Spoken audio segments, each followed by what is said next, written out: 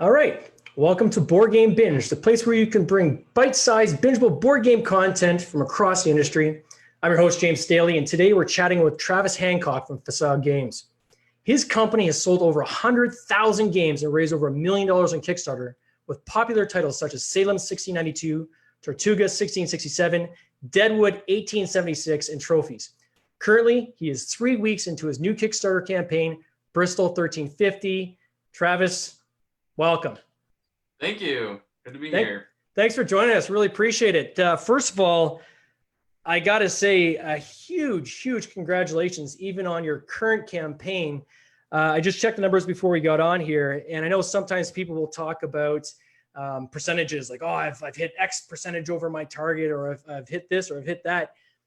Well, you guys are, forget the percentages, 12,300 backers. That is a huge number of backers for a board game on Kickstarter. So I think you get like a slow clap for that, right. For sure, right? Yeah. In dollars, that's, I guess, about 684,000 US, and last I saw was about 931,000 Canadians. You're approaching very quickly the Milski mark, in Canada at least. That is an unbelievable accomplishment. So we are super excited to have you here today on this little fireside chat. Hopefully we can get some tips from you on what other developers may want to consider. People who love board games, I'd love to hear a little bit more about this game. I know it got me excited as I was reading through it. So let's start there. Can you explain to us, what is Bristol 1350? What's this all about? Yeah, so this is the fourth game in our Dark City series. They're all standalone games, but they all have a few things in common. They all come in these book boxes. They're all based on some historical event with kind of a dark twist to it. And they all have a high player count. So this one actually does 1 to 9 players. It's our first game that has a solo mode as well. Oh, really? Okay. Yeah, but in Bristol 1350, players are going to be on these carts. There's 3 carts, and you're basically trying to get out of town to escape the plague. But the catch is that some people may already have the plague, or the plague can spread during the game. So if you finish, but someone on your cart has the plague, then you actually lose. And so you're trying to be on the first all healthy cart to cross. So it's kind of a balance of, okay, we want our cart to go fast, but you also have to kind of, look your teammates in the eye and be like, do you have the plague? And kind of figure out using some clues that are available to you if they have the plague. And if you do think they have it, then there's ways to push them off your cart, or you can abandon your cart and try to get to a different one. So yeah, some fun strategy going on and some social deduction elements to it, and a lot of fun. I love social deduction games. So it's kind of, so you're jumping, you can jump into other carts and you can like kick people out of your cart. And so on your turn you can do one of 3 things. You can kind of roll these dice, which affect your cart movement and some other things. You can also draw a remedy card, which lets you do kind of special actions on later turns. And then the third thing you can do is move a pawn in some way. If someone's sitting behind you on your cart, that's when you can shove them off for your action.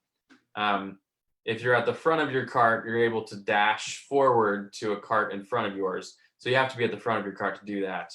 And then you can also elbow your way to the front of your current cart. So definitely some jockeying for position. So yeah. I found it interesting. This is, and this was a really classy touch in your introductory video on your Kickstarter page. At the end, your wife and Holly and yourself come on and you talk about COVID, right? You acknowledge the kind of the elephant in the room that there's a game about plagues. We're in the middle of a national pandemic, and there's some sensitivity around that. Trust us, this was been in the works for 2 years, right? Yeah. So for people, maybe they're concerned that, hey, is this kind of a little too on nose? Appease their concerns, but also the people that are looking forward to this game.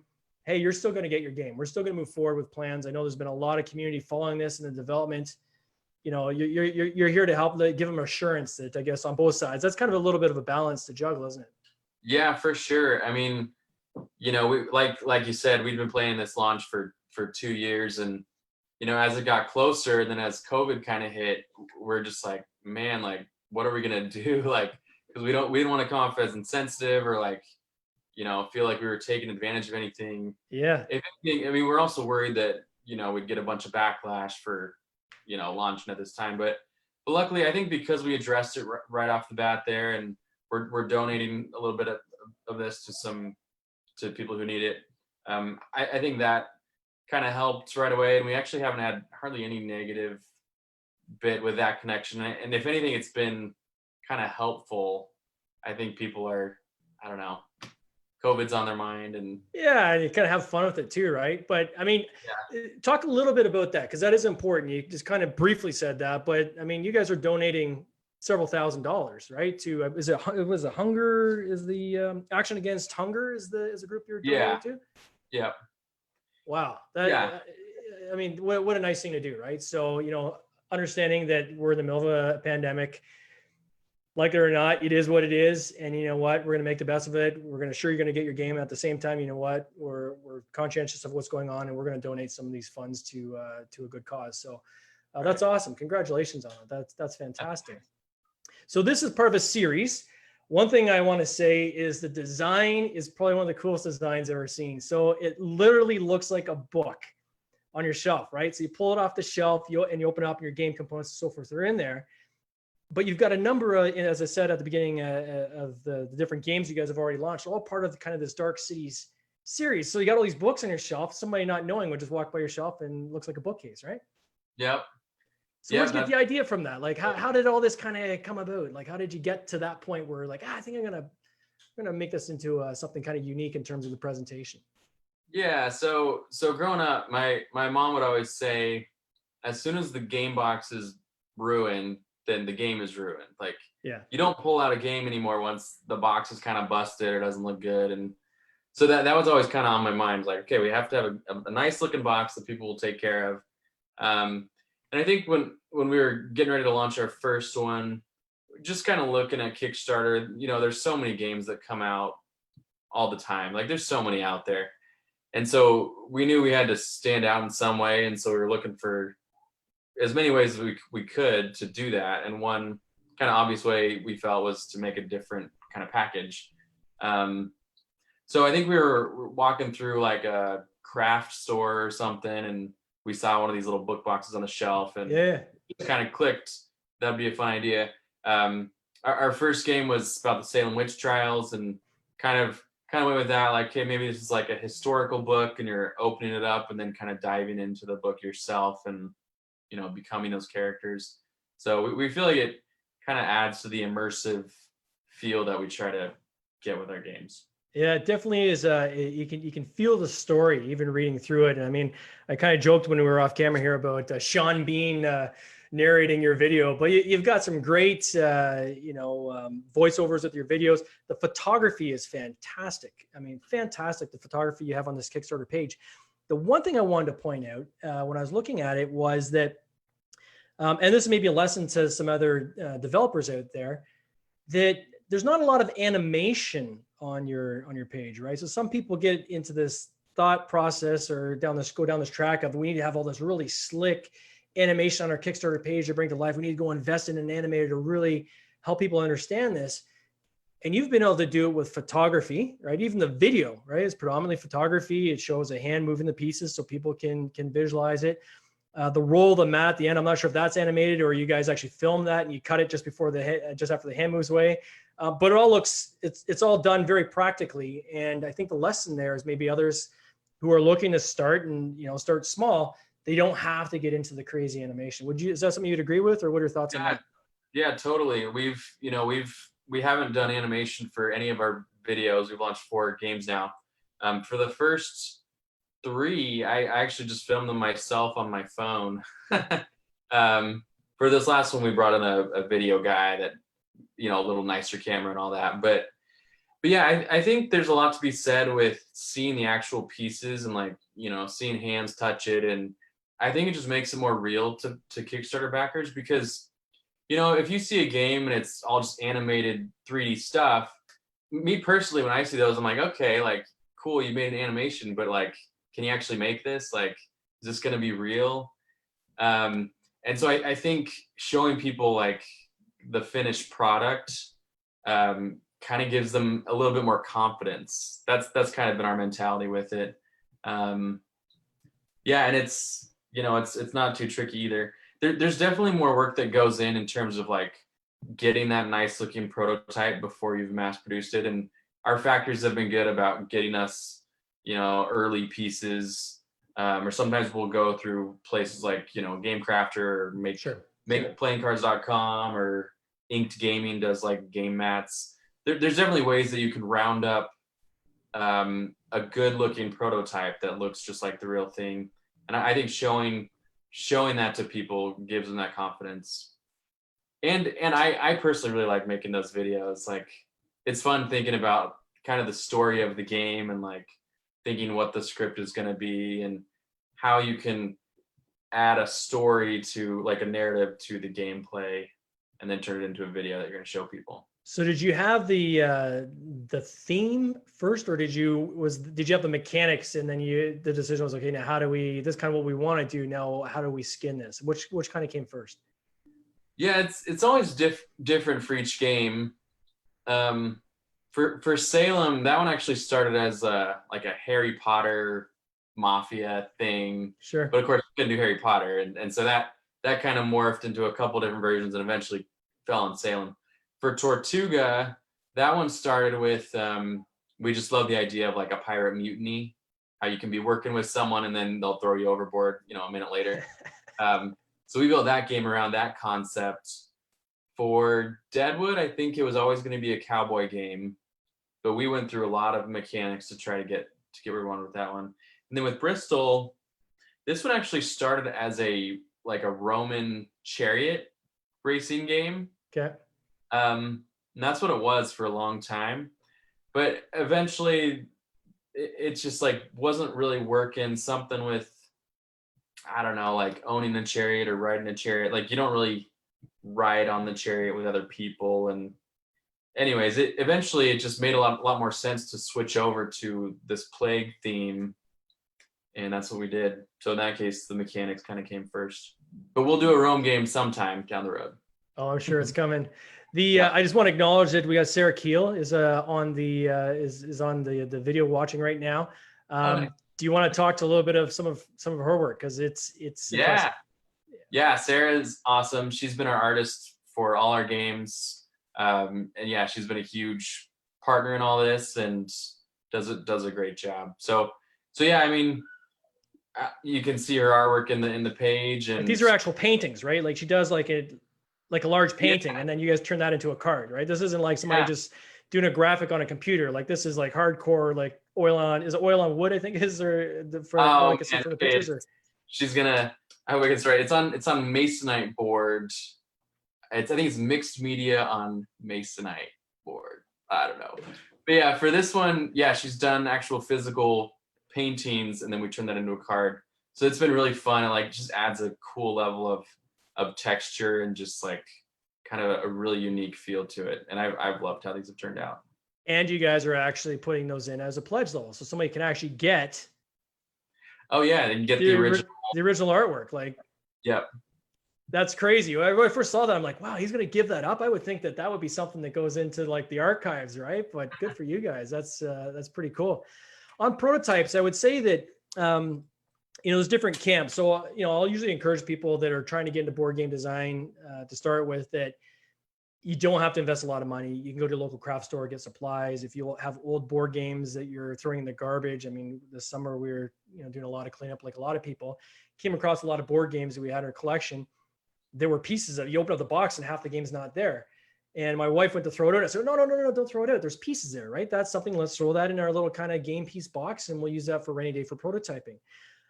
On the flip side, I find, and I'd love to get your thoughts on this, when you're saying, just a tangible feel of having an actual prototype. And I've done this on my end, where I get kind of mechanics worked out first, but then when I get serious with sitting down with play testers, I prefer to have more of a proper prototype made from gamecrafter.com, like you're saying, or from making playing cards. So the people that are playing it feels real, right? It feels like a real game. They're not having to play imagination. Like, what are your thoughts on that? Is that kind of your perspective as well, or sort of? So I actually took a class. It was like an innovation class in college, and they actually encouraged us to make really ugly prototypes to Oh, start really? with, because they said, if something's really ugly, then people will be a little more open to giving you feedback because they'll see like, okay, this is obviously not finished. It's still early on, so I can rip it up a little more and not Sure. hurt their feelings. Whereas, if right off the bat we're showing them something that looks really good, but the rules are bad, they might be scared to say something because they're like, oh wow, they worked really hard on this. It's getting close. I kind of want to just, say it's great. So we actually try to keep it pretty, card stock and pennies. I mean, for a while we figure out those early mechanics, and then definitely once the mechanics are like, maybe 90% there, and we know it's getting close, then we'll start, printing off prototype cards and adding in components that will be close to the real thing, and we start getting feedback on that stuff just to make sure that it's, functional and that the creative is coming through and carrying through on the theme. So yeah, that's kind of how we've done it. Just knows that Sarah did answer your question. Yes, confirmed. It's acrylic on Masonite. Oh, yeah. Nice. Thanks, Sarah. Appreciate it.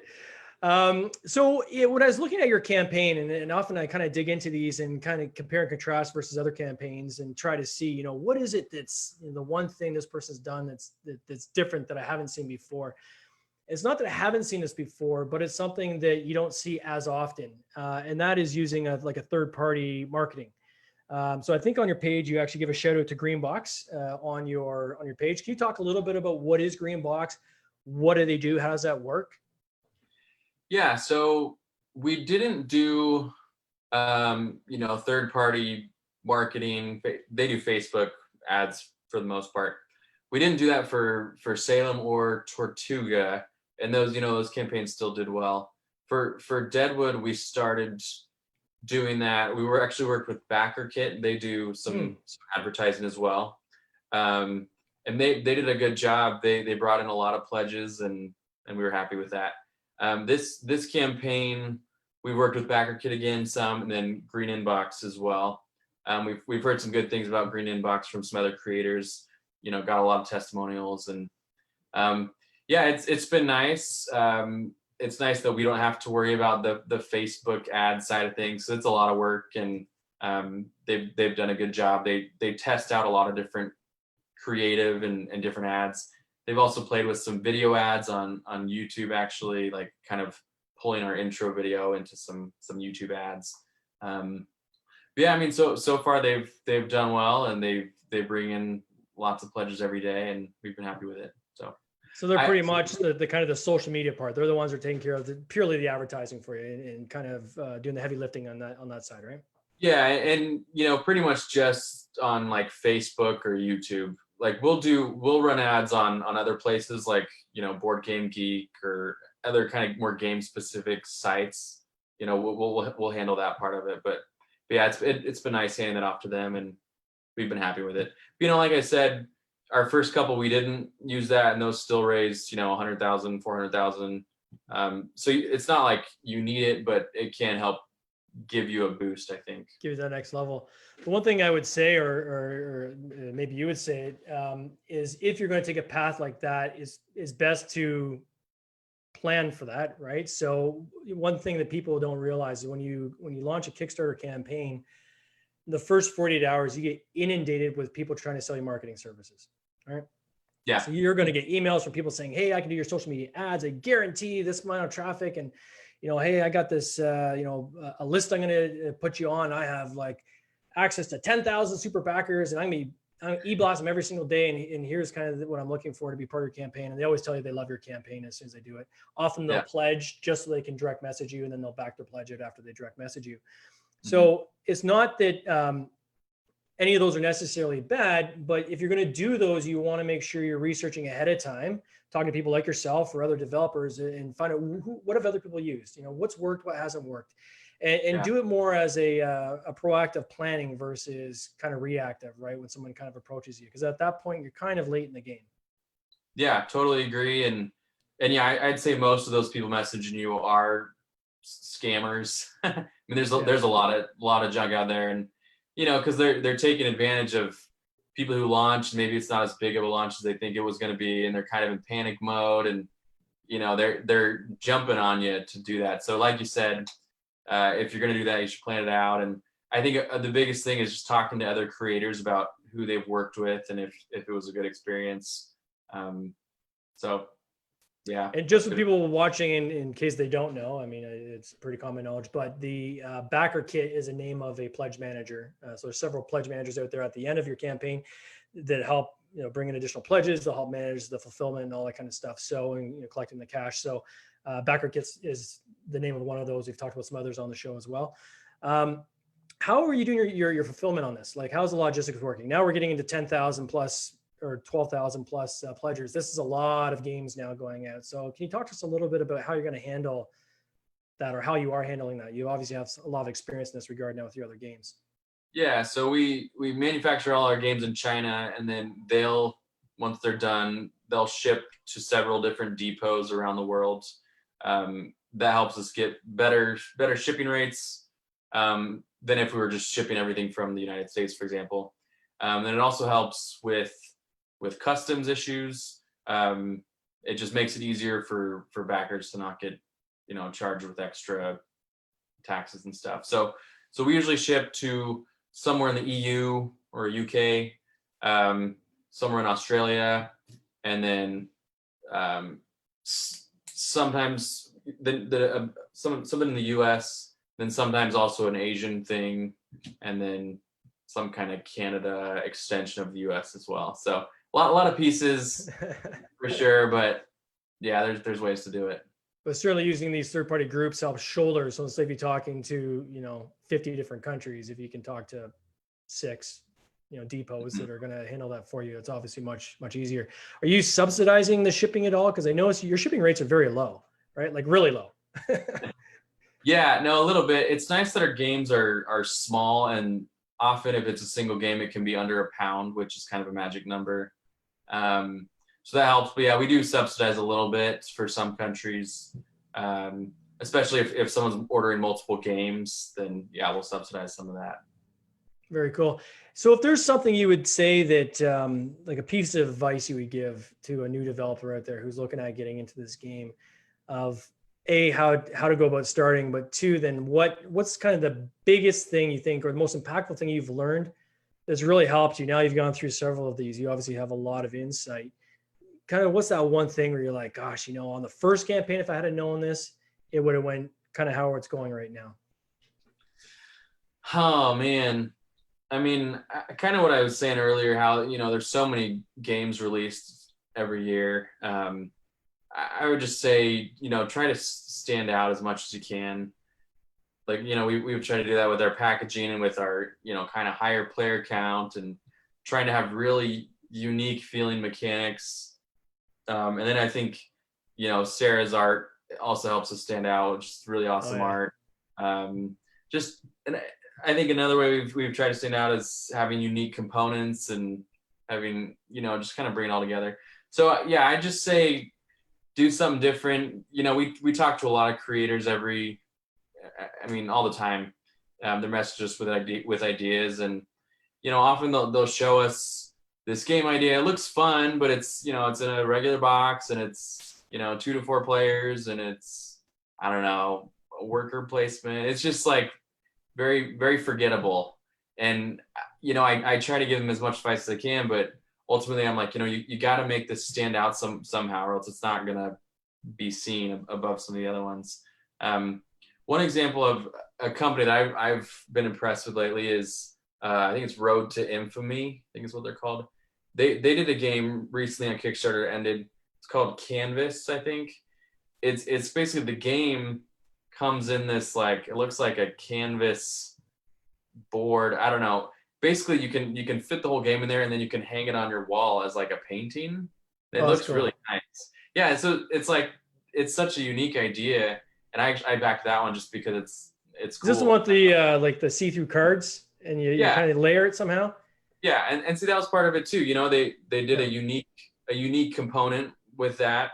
The gameplay looked interesting, like something I'd never seen, and like I said, it all came together with that interesting packaging. So so there's an example of someone they're doing something different, and you get seen if you're doing something different. Now, you said you've been developing this current game for about 2 years. At what point, like when did like the serious kind of, okay, here's the final 95% worked out game, where you then start where that marketing started? Sorry, when? So again, for instance, this game. So yeah, so you got your prototype, right?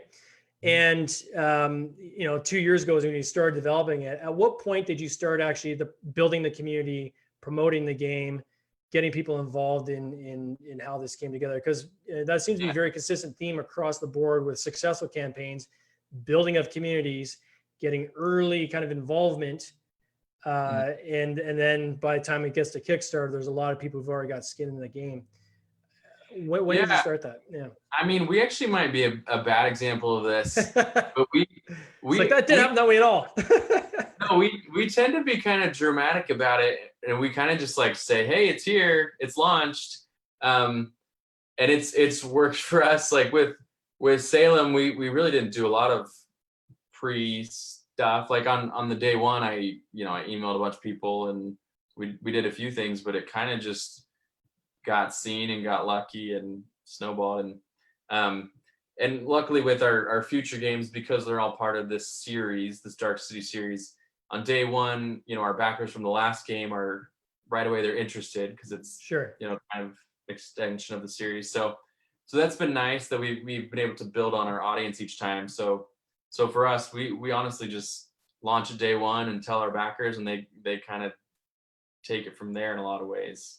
Now, what about like a lot of the reviews and so forth you've got on your page, right? These would have had to been put together months ahead of time, right? So the challenge, I know a lot of kind of first-time developers, a mistake they make is they don't necessarily plan these things out, right? So it's like, okay, now I need some people to give me reviews. Well, guess what? You already launched, and that person that you want to review may have a backlog of 2 months by the time they get to your game. Yeah. If they review it at all, right? So how far in advance did you start that kind of work? That's maybe just, and again, we're not the best example of this either. If you look at some of our other campaigns, we really don't have a lot of like big name reviewers looking at our games. And it's been interesting because I mean, the games have still been successful, and I don't know, we haven't, and we've been fine. I think it's a good thing to do for sure, but I don't think it's like we have to get like, the 5 best reviewers out there to play our game. No, not necessarily the best reviewers, but it's good to have other people look at the game, right? And get someone else to kind of explain it. So it's not just you pushing your own stuff, but you have a couple different people to look at it and so forth. Board Game Geek, you mentioned as well. So what's some of the work you're doing with Board Game Geek to kind of pull these in? So we've always done ads with Board Game Geek, just kind of some display ads on their site. A couple campaigns we've done a contest, like a sponsored contest, where people have to like answer questions about the campaign page to get entries for a free game. That's done well for us. I think we signed up for a couple of their email blasts. But yeah, we always do stuff on Board Game Geek, and it's good. Nice. So where do you go from now? Where are you going from here? So you've got this Dark City series. I imagine there's another chapter coming in the story, right? Is this something that's coming in the next year, next 2 years? When's the next iteration? I think the next one will be about 2 years from now. But yeah, we're gonna keep building out this series. People keep liking them, and I want to keep building them. In a perfect world, I'd love to make 12 of these, 12 books. It's just kind of a nice number to me. Wow. So yeah, I'd love to do that. And in the meantime, we're also building out a new series of like smaller party games. Our first one was called Trophies, comes in a little tin. So our next game will actually be one of those games that'll be next year in one of those tins again. So I think we'll kind of alternate the party game and the Dark City game. So nice. So you have a selection of games. It's not just focusing on the Dark City series, but you've got other things you're kind of throwing into the mix. Is there certain types of games that really interest you? Like, is it games that are family-based? Is it story-based? Is it where's your passion in terms of, as a company, where you guys kind of target? Yeah, I mean the games we make are the games we like to play. I mean, honestly, my favorite games to play are our games, which I think that's how it should be. Like, Sure. I should be making the game that I think is perfect and like is really fun. So yeah, I love line social deduction games. And then kind of along the party game line, I also like games that are easy to pull out, just jump into, and aren't necessarily with like a gamer crowd.